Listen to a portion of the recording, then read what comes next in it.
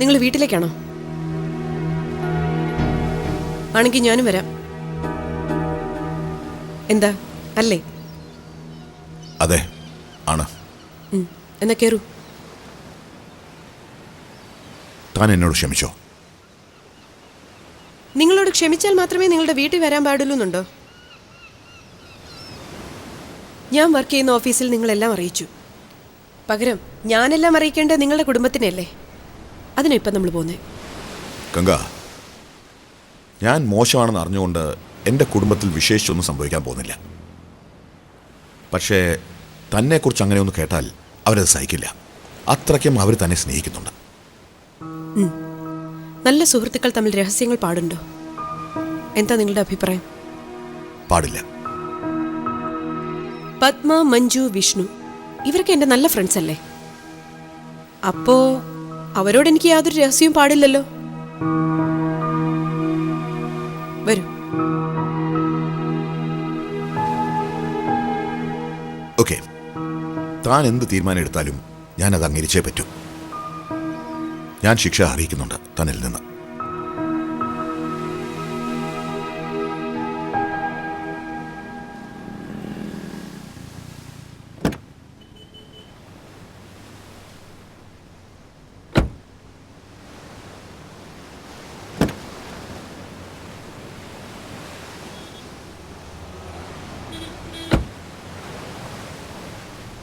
കേൾക്കുമ്പോൾ മഞ്ജുവിൻ്റെ വിഷ്ണുവിൻ്റെ മനസ്സ് വേദനിക്കും അല്ലേ? യാ ഷോ.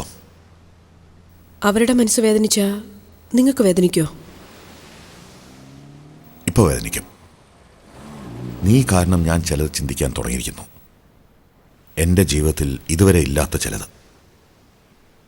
ഇന്നലെ ഒരു ദിവസം ഞാൻ വല്ലാതെ വേദനിച്ചു. നഷ്ടമെന്ന വാക്കിൻ്റെ ആഴം ഞാൻ മനസ്സിലാക്കിയ ദിവസം.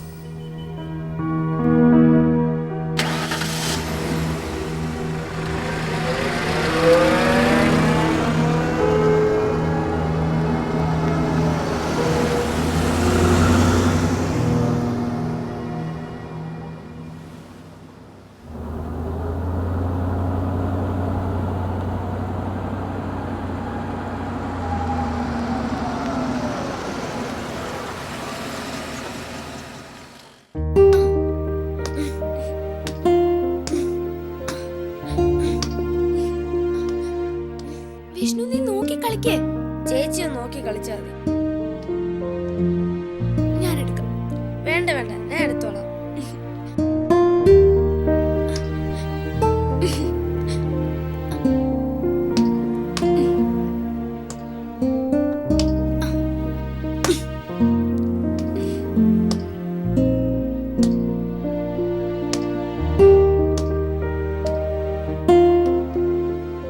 വിഷ്ണു. Hi anti.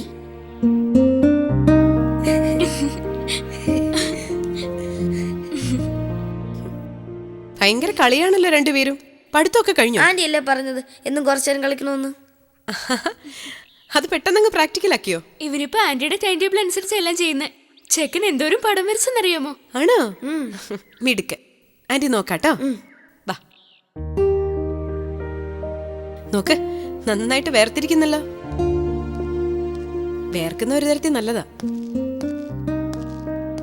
പപ്പ, യാ. ആന്റി, എന്തായിരുന്നു നിങ്ങൾ തമ്മിലുള്ള വഴക്ക്? എന്ത് വഴക്ക്? അതൊന്നും പറയണ്ട. ഇന്നലെ രാത്രി പപ്പ എന്തോരം കുടിച്ചെന്നറിയോ? എന്നോട് ഷൗട്ട് ചെയ്തു. ഓ അതോ? അതൊരു ചെറിയ കാര്യം. പപ്പ നിസാര കാര്യത്തിന് വഴക്കിടും. ഇപ്പൊ അതങ്ങ് തീർന്നു അല്ലേ? പപ്പ, മേലിൽ ആന്റിയോട് വഴക്കിടരുത്. ആന്റി പപ്പയുടെ ഫ്രണ്ട് മാത്രമല്ല. Mind it. Ya okay.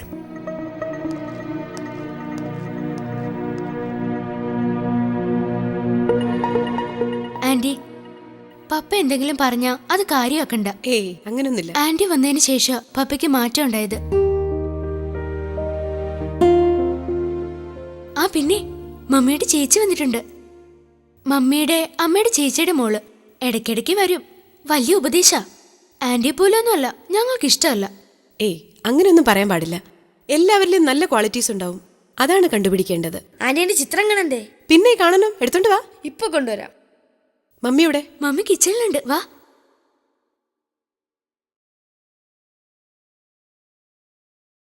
Padma Ganga, ആ ഇവിടെയായിരുന്നോ? ഇത് ചേച്ചി. ആ മക്കള് പറഞ്ഞിരുന്നു. പേരെന്താ? രാഗിണി. ഓ ഞാൻ ഗംഗയെക്കുറിച്ച് പറഞ്ഞു ചേച്ചിയോട്. വർക്ക് ചെയ്യാല്ലേ? അതെ, BSNL. പ്രഭുവായിട്ട് എങ്ങനെയാ പരിചയം? പരിചയപ്പെട്ടു, അത്ര തന്നെ. ആ, നിങ്ങളെ സംസാരിച്ചിരിക്കെ, ഞാൻ ഇപ്പൊ വരാം. ഗംഗ വരൂ. ഞാൻ എപ്പോഴും ഒന്നും വരാറില്ല. ഞങ്ങളെല്ലാവരും ഏറ്റവും കൂടുതൽ സ്നേഹിച്ചിരുന്നത് പത്മയാ. കല്യാണത്തിന് മുമ്പ് എപ്പോഴും പൊട്ടിച്ചിരിച്ച് കുസൃതികളെ ഒപ്പിച്ച് നടന്നിരുന്ന ഒരു പാവം. ഇപ്പോ എല്ലാം മാറി. ഓർക്കുമ്പോൾ വലിയ സങ്കടമാ. എല്ലാം ഉണ്ട്, പക്ഷെ ജീവിതത്തിൽ സന്തോഷം വിധിച്ചിട്ടില്ല അവൾക്ക്. ആദ്യമൊക്കെ അവൾ കുറെ അഡ്ജസ്റ്റ് ചെയ്യാൻ ശ്രമിക്കുമായിരുന്നു. ഭർത്താവിന് ഒരുപാട് സ്ത്രീകളുമായി വൃത്തികെട്ട ബന്ധമുണ്ടെന്ന് മനസ്സിലായ പിന്നെ പ്രഭുവിന് പരിചയമുള്ള ഒരു പെണ്ണിനെ കാണുന്നത് പോലും എനിക്ക് പേടിയാ. അനിയത്തിയുടെ കാര്യത്തിൽ നിങ്ങൾക്കുള്ള ഉത്കണ്ഠ സത്യമാണ്.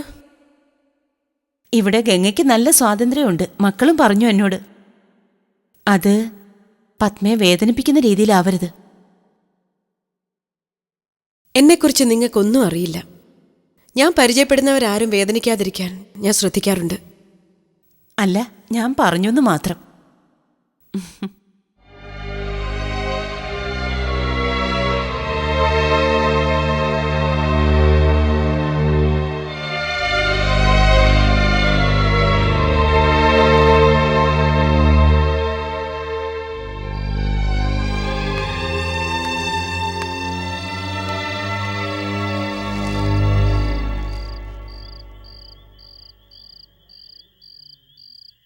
You have changed everything. ഇവിടുത്തെ സിസ്റ്റംസ്, ഇവിടുത്തെ ആറ്റിറ്റ്യൂഡ്സ് എല്ലാം മാറ്റിമറിച്ചു ഗംഗ. മഞ്ജുവും വിഷ്ണുവുമൊക്കെ അളവില്ലാതെ സന്തോഷിക്കുമ്പോൾ ചിലപ്പം ഐ ആം ഹാപ്പി. അവരുടെ പപ്പ എന്ന നിലയ്ക്ക് ഞാൻ ചെയ്ത ഏറ്റവും വലിയ കാര്യം, A good friend like you. ഞാൻ ഇവരെ ഒന്നും പരിചയപ്പെടാൻ പാടില്ലായിരുന്നു. അല്ലെങ്കിൽ ഒരു ബാധ്യതയെ നോക്കാതെ നിങ്ങളോട് എനിക്കുള്ള പക തീർക്കാമായിരുന്നു, ഈസി ആയിട്ട്.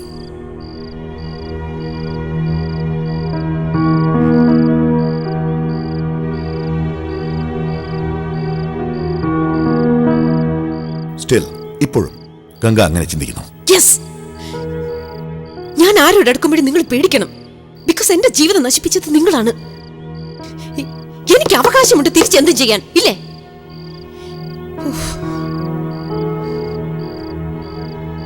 Yeah.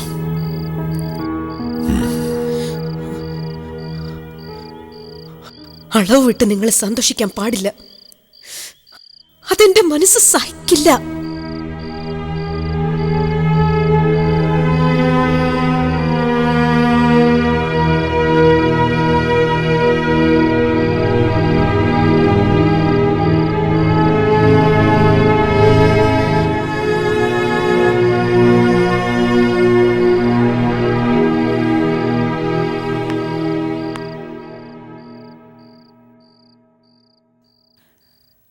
പത്മേ, ഓഫീസിലെ ബില്ലും ഫയലുകളുമാ.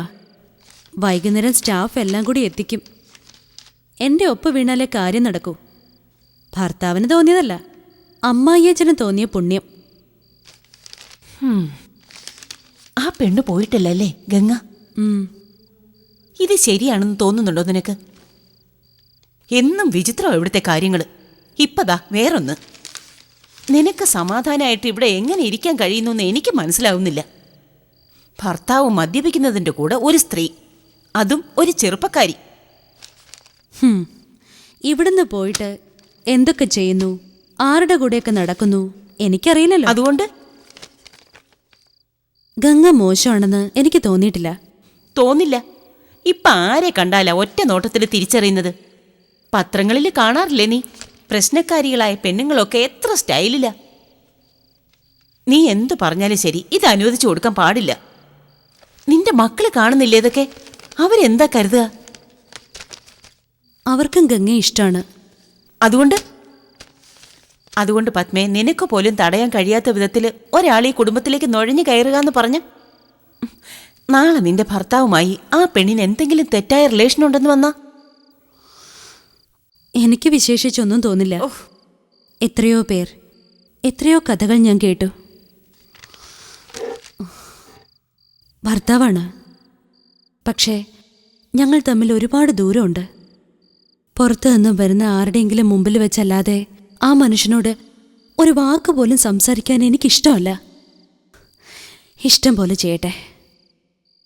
മാറി നിന്ന് പ്രതിഷേധിക്കുന്നുണ്ട് നീ. പക്ഷേ അതുതന്നെയാണ് സൗകര്യമായി അയാൾ കരുതുന്നത്. തെറ്റുണ്ട് നിന്റെ ഭാഗത്തും. നാളെ മക്കൾ നിന്നെ ചോദ്യം ചെയ്തു തുടങ്ങുമ്പോൾ നീ വേദനിക്കും. ഞാൻ സംസാരിക്കട്ടെ ഗംഗയോട്? എന്ത്? ഇനി ഇവിടെ വരണ്ടെന്ന്. വേണ്ട, അത് മര്യാദകേടാ. ചേച്ചി അങ്ങനെ പറഞ്ഞോന്നറിഞ്ഞ ആ മനുഷ്യൻ പിന്നെ... എനിക്ക് പേടിയൊന്നുമില്ല. എന്നാലും വേണ്ട, ഞാൻ തീരുമാനിച്ചുള്ള ഇക്കാര്യം. നിന്റെ നന്മയ്ക്ക് വേണ്ടിയാ ഞാൻ പറയുന്നത്. അത് മനസ്സിലാക്കിയാ മതി.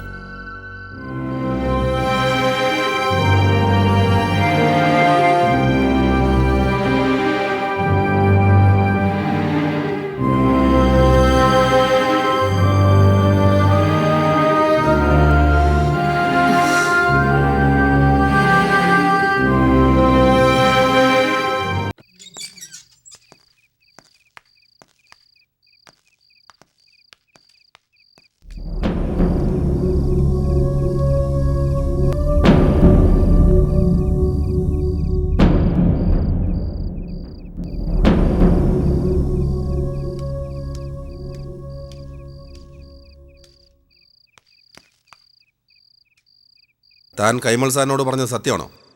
ഇവിടെ നശിപ്പിച്ചത് താനാണോ? പറയണോ? ഏട്ടൻ കൈയെടുക്ക്. നീ സംസാരിക്കണ്ട. കൈയെടുക്ക. ഞാനാ സംസാരിക്കേണ്ടത്. എന്നോടല്ലേ സംസാരിക്കേണ്ടത്? അല്ലാതെ എന്റെ കൂടെ വന്ന ആളെ അപമാനിക്കാൻ ഞാൻ സമ്മതിക്കില്ല. എടീ, ബഹളം ഉണ്ടാക്കിയ ഇത് കൂടുതൽ ഒച്ചയെടുക്കും ഞാൻ. കാണണോ? നിങ്ങൾ പൊയ്ക്കോളൂ. പോവാൻ.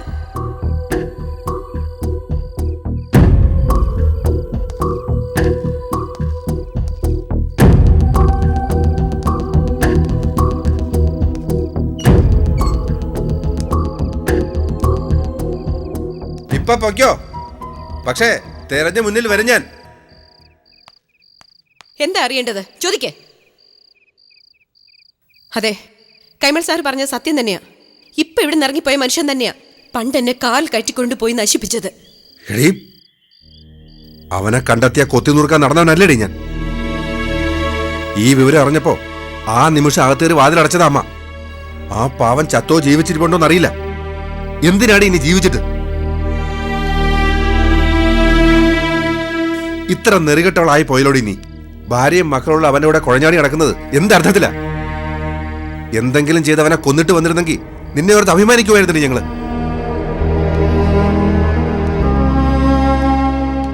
എന്തിനാണ് നീ പിന്നെ അവനെ തേടി പോയത്? എന്തിനാണെന്നോ?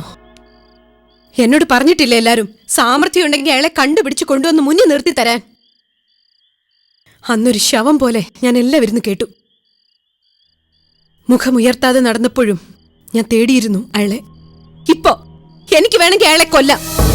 വേണമെങ്കിൽ അയാളുടെ കുടുംബത്തിനെ മുഴുവൻ കൊല്ലാം. ഇനി അതെന്റെ സൗകര്യമാണ്. അയാളെ ഞാൻ കാണും, സംസാരിക്കുകയും ചെയ്യും. അയാളെ ഇവിടെ വരുത്തും. ഞാൻ അയാളുടെ വീട്ടിൽ പോവുകയും ചെയ്യും. അതിനെ അഴിഞ്ഞാട്ടമെന്ന് നിങ്ങൾ ചിലപ്പോൾ വിളിച്ചെന്നിരിക്കാം.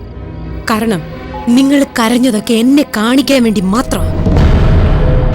ഞാൻ കരയാതിരുന്നത് ഒരിക്കൽ എനിക്ക് ചിരിക്കാൻ പറ്റുമെന്ന് വിശ്വാസം കൊണ്ടും. ഇപ്പോ ഞാൻ ചിരിക്കുക, മനസ്സറിഞ്ഞ് ചിരിക്കുക.